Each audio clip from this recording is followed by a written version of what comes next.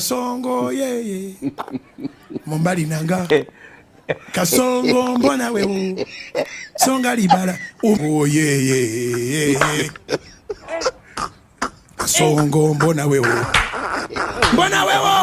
Mombali nanga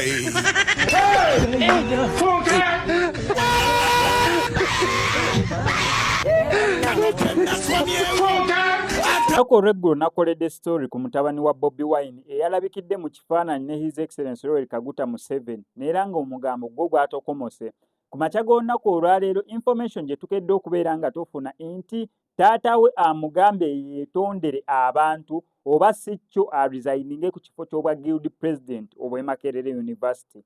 Amawulire ago gali mu kubeera nga gatambuzibwa ku social media platforms ez'enjawulo, waliwo n'ezo ezeekuusiza ku kibiina kya National Unity Platform. Lwaki ngambye ezeekuusiza, waliwo platform zetumanyi nga si za National Unity Platform naye nga information gye basinga okubeera nga bapostinga eri related ku activities oba ebikolwa ebigenda mu maaso mu National Unity Platform oba n'entambula za Bobi Wine nga president w'ekibiina kya National Unity Platform. Sibe tekitegeeza mbu ezo platform zibeera legit oba nga zipostingira oba nga zoogerera kibiina ekyo, wabula ziri related, zeekuusa. So okusinza ku information eriwo kigambibwa mbu taata wa Churchill Sentamu amugambye yeetondere abantu bannayuganda olw'okulabikira mu kifaananyi ne president w'eggwanga erya Uganda sinakindi aresigninge ku kifo ky'obwa Guild President. Chairman Nyanzi abangi gwe mmanyi nga yes Chairman Nyanzi Sentamu ye taata w'ono omwana abeera mutabani wa Bobi Wine, abeera mutabani wa Dax Vibes, abeera mutabani wa Mickey Wine, kwegamba mwana waabwe kubanga taata we muganda wa Bobi Wine.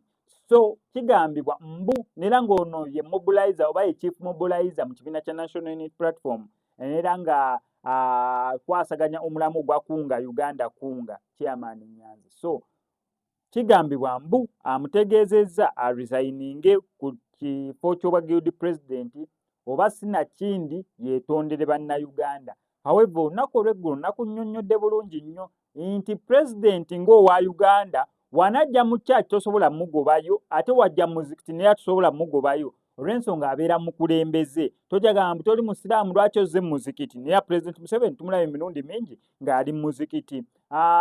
Mufti tumulabyeko ku mikolo mingi egy'abalokole nga bamuyise olw'ensonga arepresentinga eddiini. So bannaddiini abalala babeera n'olukuŋŋaana nga lwetaagisaako abalala nabo babayita. Tajagamba mbu nze ndi musiraamu ate awo bagenda asabisa nneema mmisa kitambiro kya mmisa sigenda kgenda. Nga tulabye Bobi Wine waagenda mu kanisa agenda, kereziya agenda, mizikiti agenda. Kati nno naye mukulembeze w'abaana b'e Makerere, Guild President ow'e Makerere. So bamuyita mu myereso eyo teyagenze mu State House wabula baasisinkanye ku Science Expo eyabaddewo. That means nga no representing abaana b'e Makerere. Neera ekifaananyi ekyabaddewo awo yabadde mu ne baminisita abalala ab'e Makerere. Simanyi teekeyo ku eyo ensonga wansi mu comment section osobola okumbulira gwe ky'olowooza ku ekyo eky'okubeera nga mbu alina okwetonda sinakindi okuresigninga ku bwa Guild President obw'e Makerere.